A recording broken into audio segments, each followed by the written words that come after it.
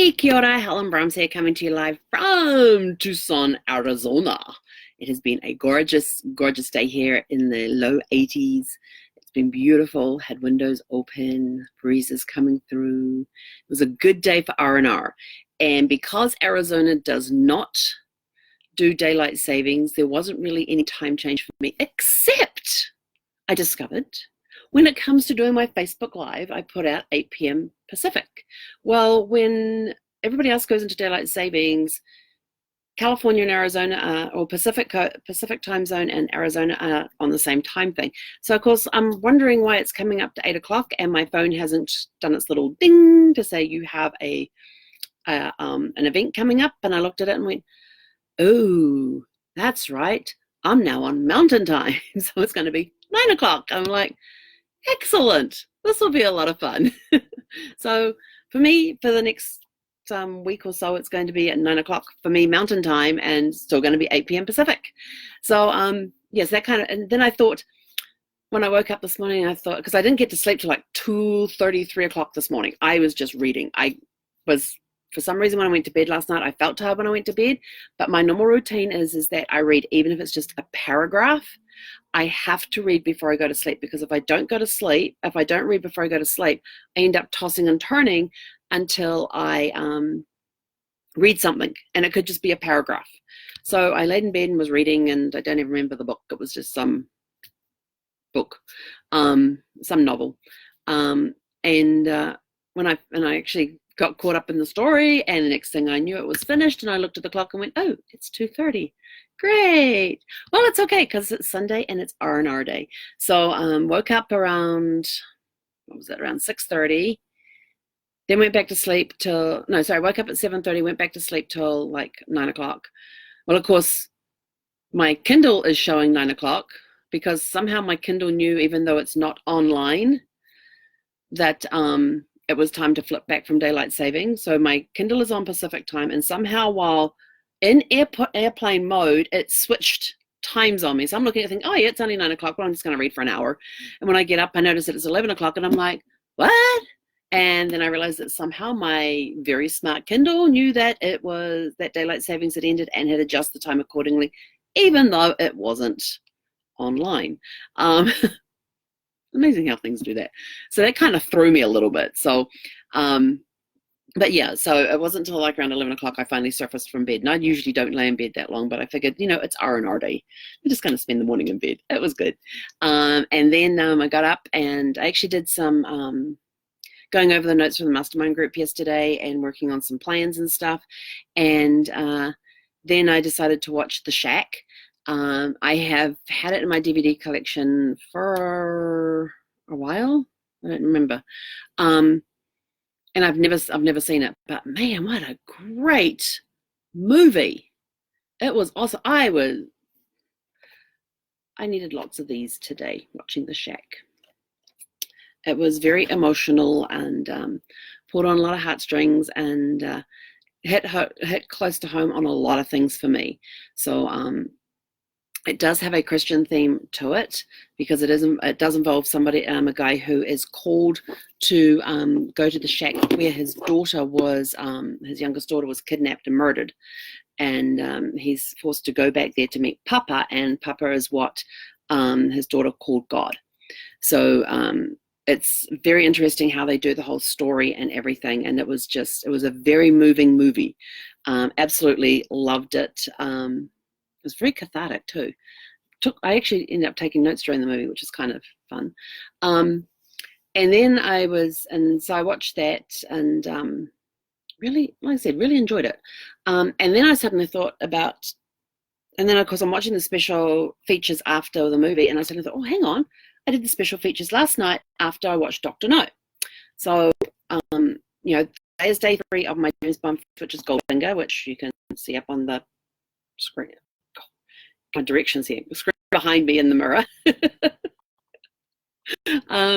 But I suddenly remembered that, I had watched the special features from Dr. No, and there was a few like little tidbits that came out to me, and so I wrote some of them down that were from the movie and the book From Russia with Love, because that's movie number 2 that came out in 1963.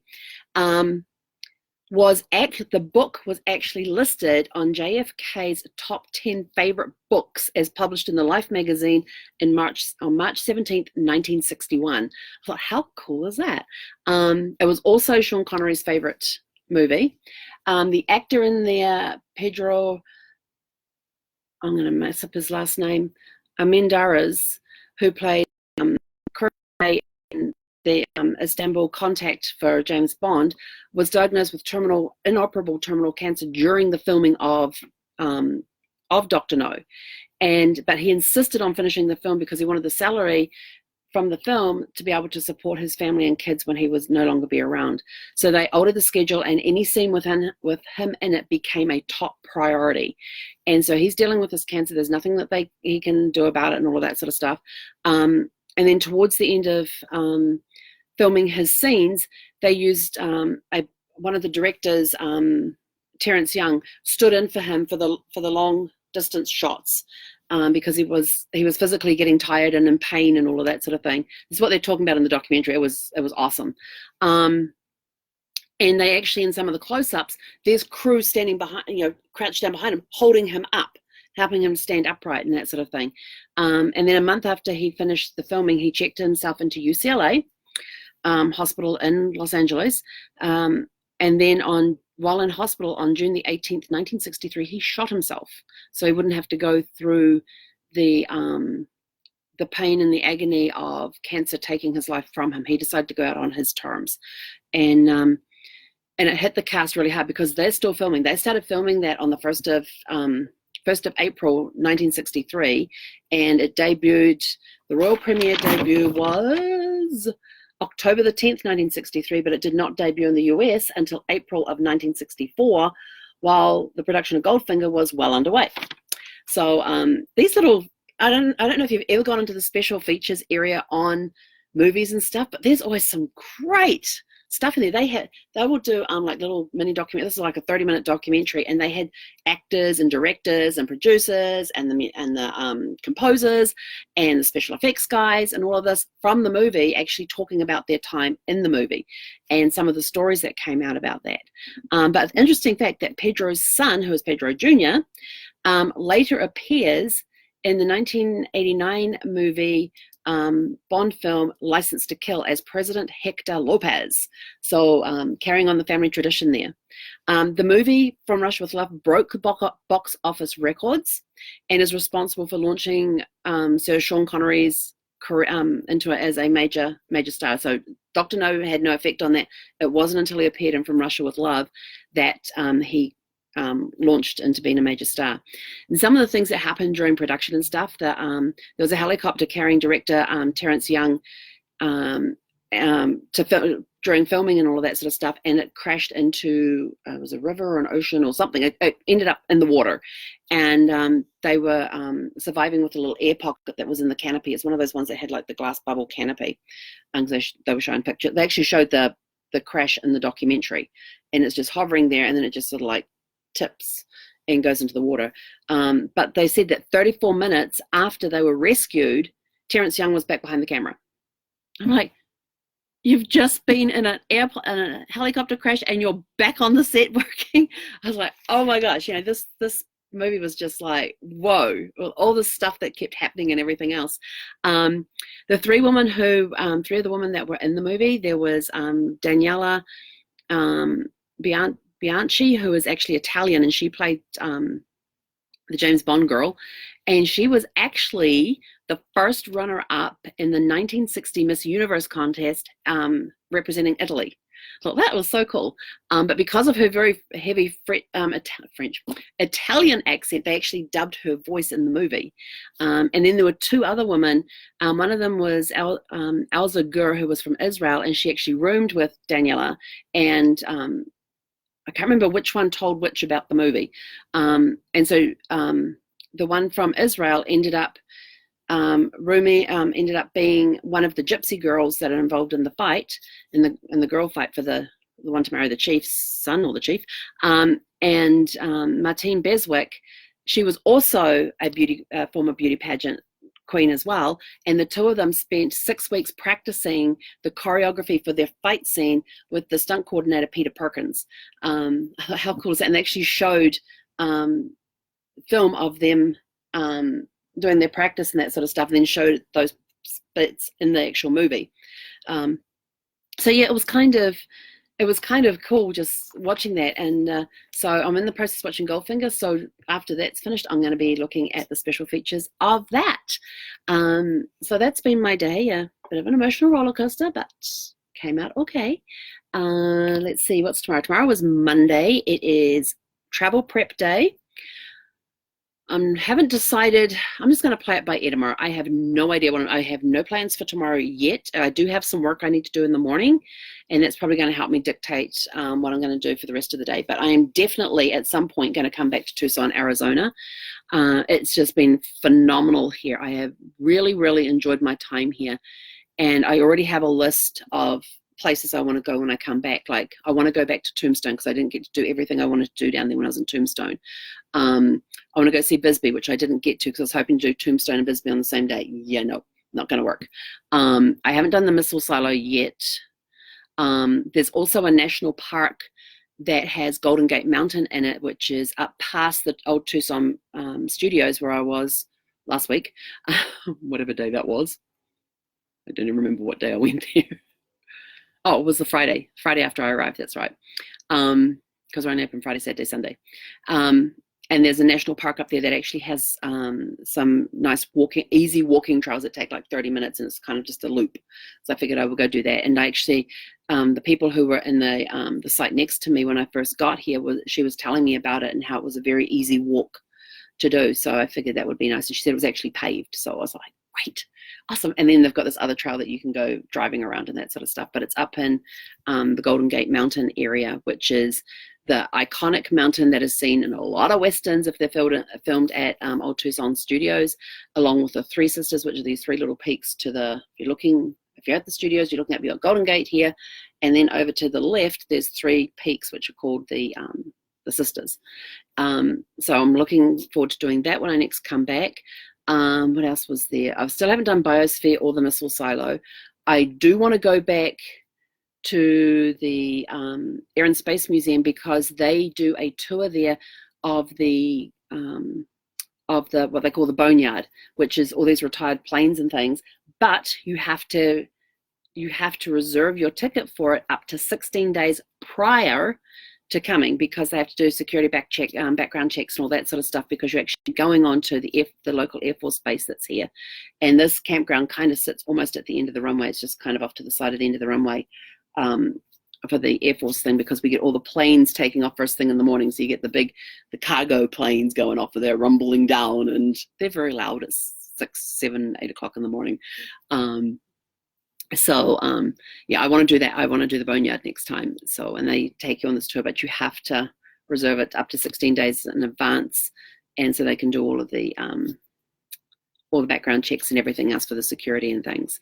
And I was there when these two gentlemen were in front of me yesterday, and they were getting their tickets to go on this. And the woman says, make sure you keep your IDs handy because you're going to be asked for it 3 more times. So she was asking for it to see it, to check them off on the list.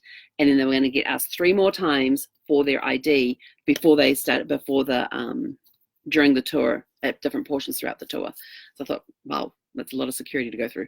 So I guess it would have been getting on the bus and then getting through the security and probably getting back on again. I don't know. But yeah, that's something I'd like to do. So there's a lot of stuff here in Tucson that you can do. There's a lot of day trips you can do from Tucson. I have really, really enjoyed my time. If I get to the Missile Silo tomorrow or the Biosphere tomorrow, that will be awesome. I am not holding out hope to get there. It depends on how my day goes, because I do have work to do in the morning, and I do have housework to do, but housework here takes me like 30 minutes. Vacuum, dust, clean, although I might clean the outside windows too. I did dump my tanks today. I did do that today. I had to do that. My gray tank was a little full. And I can tell when it's full because you start getting the smell coming out of the drain. It's like, yeah, I don't like that smell. Even though you got all the chemicals down there that supposedly help with that. But yeah, so what's tomorrow going to hold? No idea. So you'll have to tune in tomorrow night to find out, because I don't know.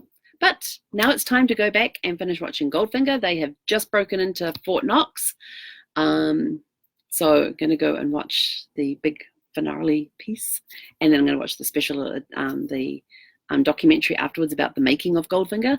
So if you watch DVDs and stuff, go check out the special features afterwards, because they usually have some really cool stuff in there.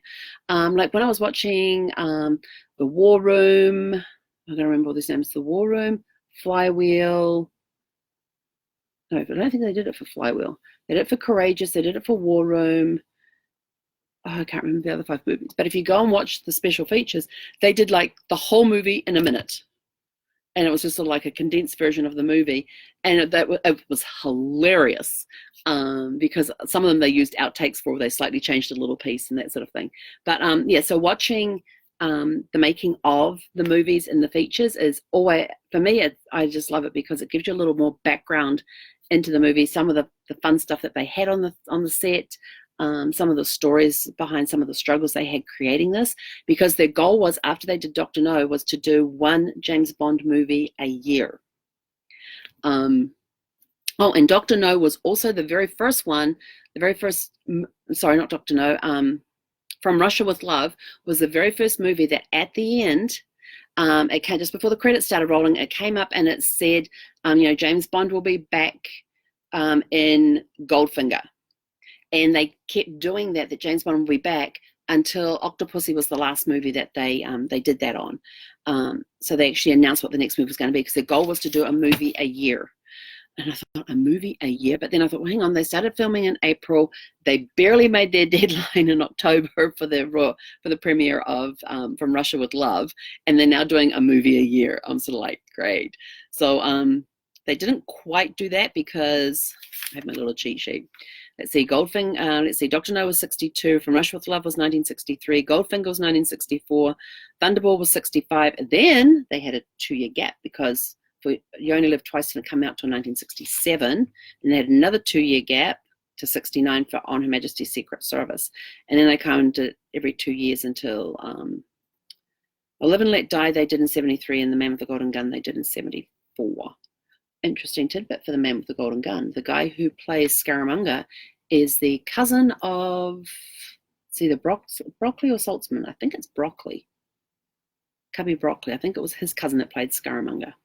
It was a cousin of one of the 2 producers. So yeah, so there's been some gaps in there and all of that sort of fun stuff. So that's it from me for today. It's been an awesome day.